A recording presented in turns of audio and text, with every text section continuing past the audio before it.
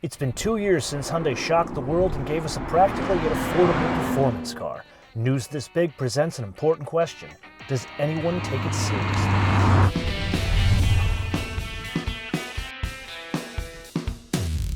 Before you and I dive off in today's exercise of practicality, let's get the obvious out in the open. That face.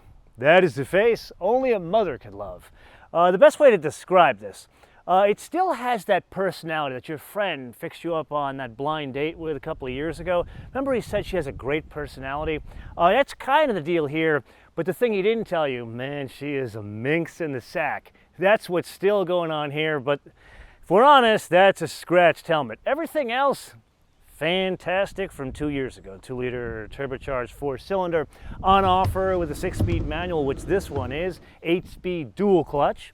Everything kind of works. It's got bigger brakes than other Elantras. It's got more street cred in terms of performance, basically strut, multi-link in the back. But believe it or not, there is some practicality. Let's start with the first hint of practicality to use it in this type of application, meaning driving around town. Fuel economy, believe it or not, 21, 29, 24 combined. Who knew?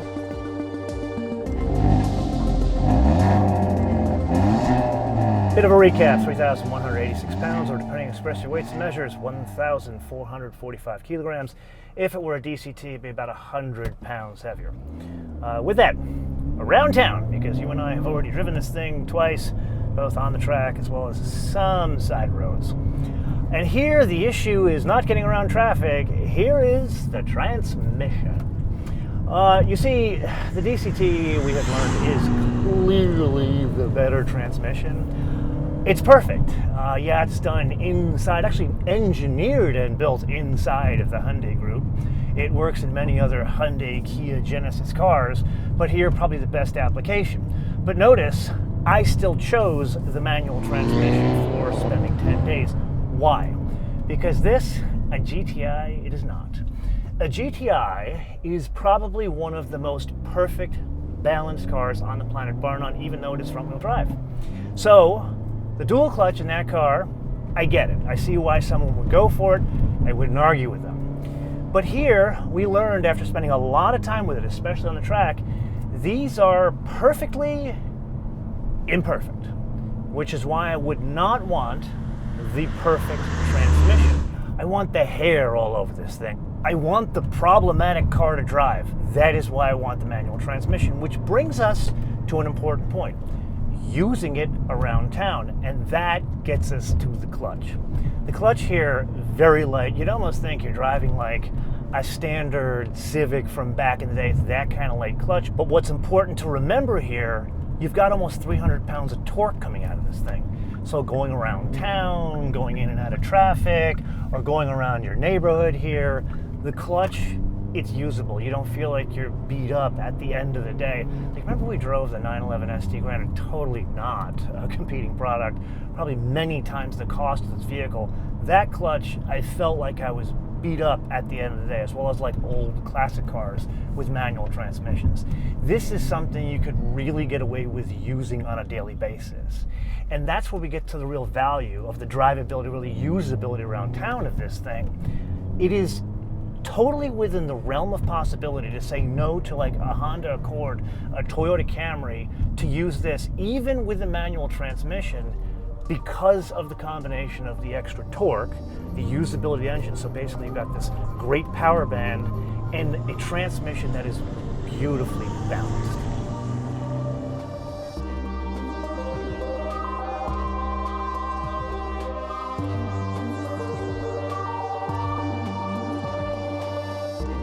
German, British, American, wherever it comes from, when one thinks about a performance car on a daily basis, one kind of expects unreliability. Now, if you were to look at the forums when these things first came out, people said, oh my God, Hyundais, Kias, the engines blow up. Now, I got a lot of friends with these kind of vehicles, not just Elantra N's, but all sorts of Kias and Genesis. And I don't know one where the engine blows up. And if I'm honest, the only kind of people that get these things to have the engine blow up is they do the money downshift, if you know what I'm talking about.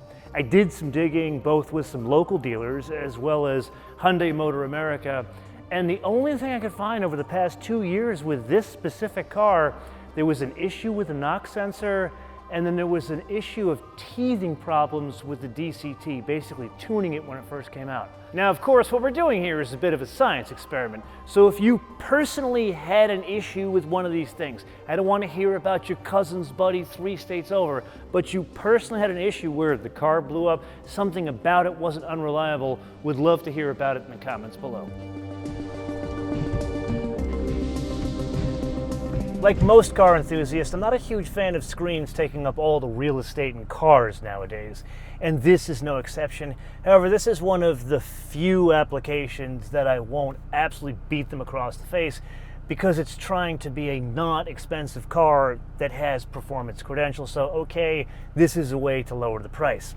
But they do make up for it with additional gauges. Now, like for example, this is the N model. So what they do is they give you this N screen, not really gauges per se, but they give you a combination of gauges as well as a way to go through and change the parameters of the car. So if I want to change the steering, I want to change the suspension, I want to change the limited slip differential, the throttle mapping, it's all something you can see on a graph. One of the best depictions I've seen in any car, that includes a BMW, where they have this new menu that go in and you have to change things based like 3 menus down. This is much more simple because they're not trying to overdo it. And one can even have direct access to launch control here. Now there's another party trick going on, but not with this screen, rather with that screen over there. To activate it, we go into the main menu, go into setup, then there's screen layout here, go into screen layout, and it gives me different themes that are on offer. So if we clear the screen, we can see there are cubes there, but I don't really like cubes.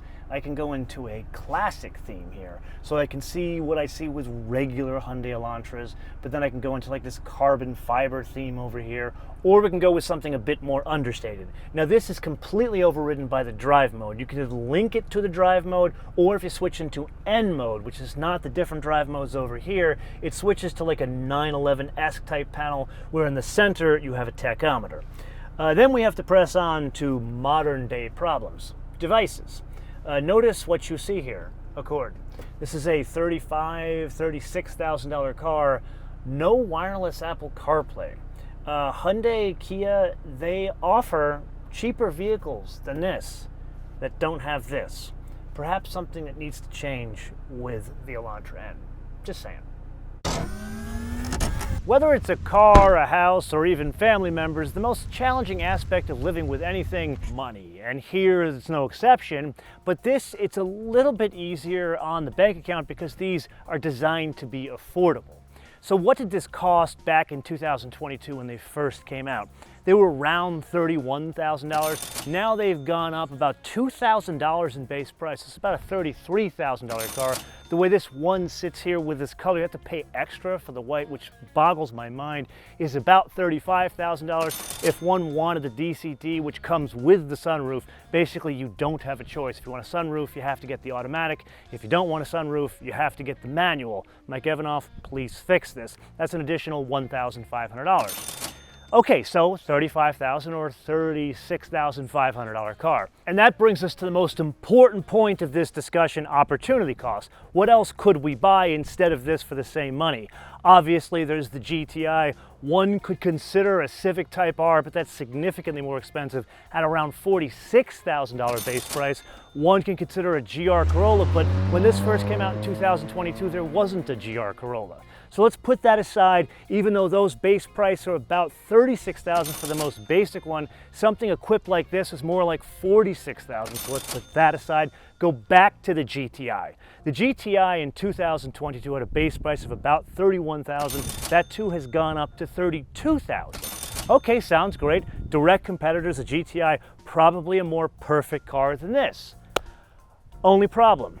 Have you ever heard of reliability issues? When people think of Volkswagens, they don't think as reliable as Korean and Japanese cars. Apparently the resale market agrees. Because if you look at, say, Kelley Blue Book, the resale value of a 2022 model year Elantra N with 30,000 miles, which is what it should have, you've lost about 28% of its total value. But if you look at the Volkswagen, you lose 33%. So there is something taken into account, the brand and its relation to reliability, rather than just, oh my God, it's a GTI. Okay, so you and I need to change into the most ridiculous mode and hit speed bumps to understand one of the, shall we say, weaker points of using this around town.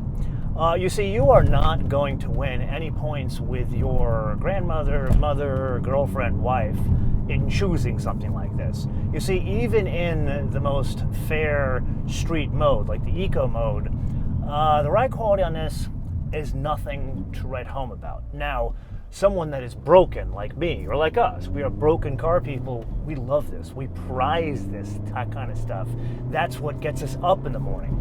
But the kind of person who you're going to take out to brunch on Sunday, meet them at church, meet them at the mall, maybe do errands, they're going to want something like that, not this. They're going to look at you like you're nuts. And it's not just the ride quality of this thing. But alas, that is not the only item you are going to be raked over the coals for, the seats. Now, I know, you and I, we love this kind of stuff. If we go back to the days of like 60s and 70s Mercedes, they had very stiff seats, and there was a logic for that. By having stiffer seats, you're more alert, you can go long distance cruising and not feel tired. You get that with seats like these, especially these with a lot of bolstering if you want to use it around a track or you want to do it autocross, which a lot of people probably would do with something like this. However, your passengers are not going to appreciate the beauty of these seats. That combined with the stiffer ride quality, yes, for us, makes it perfectly imperfect, but makes it a bit more impractical for those that want something more on like the Subaru non-WRX side of things, and that's where like the GTI or other more bland choices in these type of genres would be a better choice because the seats are different, not as aggressive here. Aside from that, everything else is pretty much box standard Hyundai.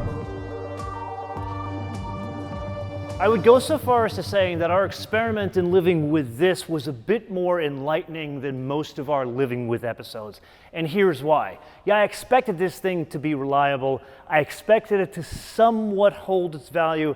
And I expected it to be very usable around town for broken car folks like I. What I didn't expect was for this to be taken seriously in a matter of 2 years. This car did not exist until 2 years ago. Yeah, there was a Elantra N. It was a weirdo car. But at the end of the day, 10 years ago, there really wasn't anything in terms of performance Korean cars.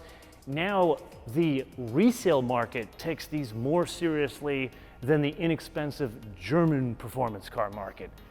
That was the lesson today, which brings us to the wish list. And here, I want to be very clear to the folks that are running this brand here.